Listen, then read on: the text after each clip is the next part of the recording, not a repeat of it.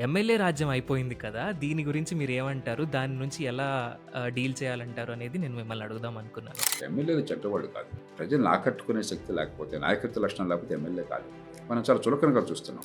ఒకసారి ఎమ్మెల్యే అయితే మన సిస్టంలో ఎమ్మెల్యే మెజారిటీని బట్టి సీఎం వస్తాడు. అధికారంలో వాటా ఉంటుందని ఎమ్మెల్యేలు అవుతున్నారు. కానీ వాస్తవం ఏంటి? అధికారంలో వాటా సున్నా. అధికారంలో ఉన్నవాళ్ళు నాయకులు చెప్పిందని వినకపోతే పార్టీ నుంచి బయటికి పంపించేస్తారు.